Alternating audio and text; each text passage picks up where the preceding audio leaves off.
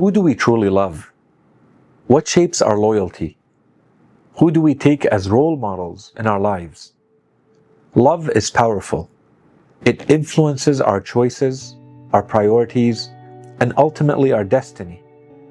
But love in Islam is not just an emotion. It's a declaration of faith. True love means aligning our hearts with the things, with the actions, with the people that Allah subhanahu wa ta'ala loves, and distancing ourselves from those that oppose His guidance and His teachings.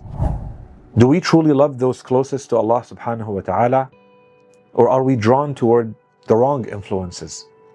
Are we actively following the example of the Holy Prophet, peace and blessings be upon him and his holy family? Or are we just claiming love without action? Are we firm in our allegiance to the truth? Or do we compromise when it's inconvenient? Today's supplication is a powerful declaration of loyalty to love those whom Allah subhanahu wa ta'ala has chosen as His saints and allies, to oppose those who stand against the truth, to walk in the footsteps of the Holy Prophet, peace and blessings upon him, as well as the footsteps of his holy family, and to seek protection from anything that misguides our hearts. Because the truth is, our love defines our faith, and our loyalty determines our ultimate path. Let's explore how this dua helps us solidify our connection to Allah subhanahu wa ta'ala's chosen ones and the righteous path. On day 25 of the holy month of Ramadan, we recite the following supplication. اللهم اجعلني فيه محبا لأوليائك ومعاديا لأعدائك مستنا بسنة خاتم أنبيائك يا عاصم قلوب النبيين. O God, make me in it a lover of your saintly allies and an enemy of your enemies and an adherent to the path of the seal of your prophets, O protector of the hearts of the prophets. This supplication reminds us of three essential spiritual truths. Loving Allah subhanahu wa ta'ala's chosen ones is a sign of true faith. Opposing falsehood is necessary to protect the heart from corruption. Following the Holy Prophet, peace and blessings be upon him and his holy family, is the path to righteousness. The Holy Quran teaches us that true love is proven through obedience. قُلْ إِن كُنْتُمْ تُحِبُّونَ اللَّهَ فَاتَّبِعُونِي يُحْبِبْكُمُ اللَّهُ وَيَغْفِرْ لَكُمْ ذُنُوبَكُمْ. Say, if you love Allah, then follow me, the Holy Prophet says, and Allah will love you and forgive your sins. Are we loving Allah subhanahu wa ta'ala's chosen ones through action? Or is it just words? Are we making sure that our loyalty is only to the righteous? Or do we follow others more based on our actions and life choices? Today's dua is a call to Allah subhanahu wa ta'ala to make our love sincere and our loyalty firm.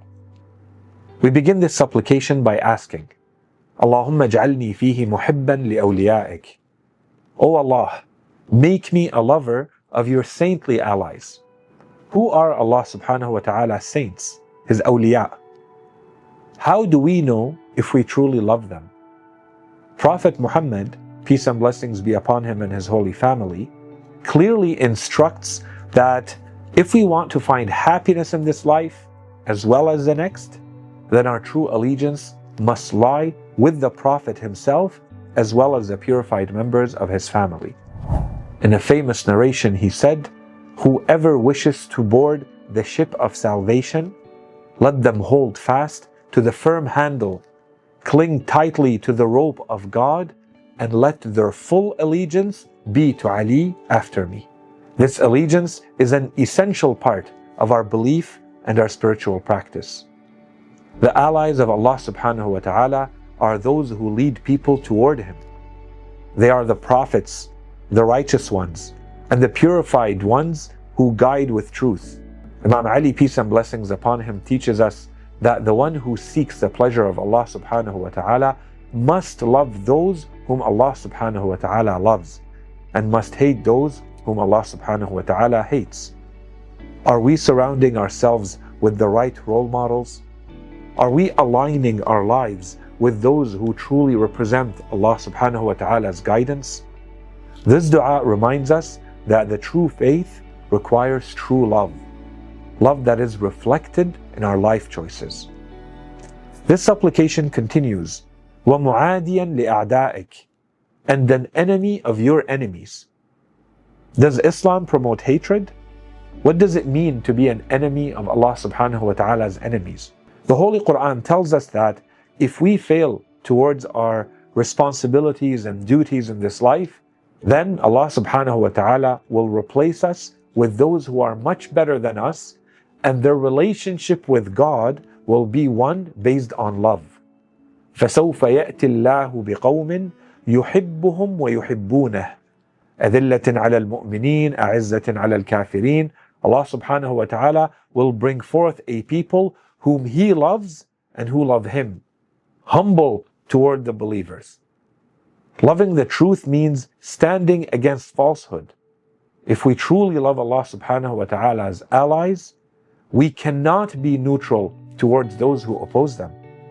Imam al-Sadiq, peace and blessings upon him, says, the most trustworthy handhold of faith is love for the sake of Allah subhanahu wa ta'ala and enmity for the sake of Allah subhanahu wa ta'ala. Are we careful about the influences that we allow in our lives?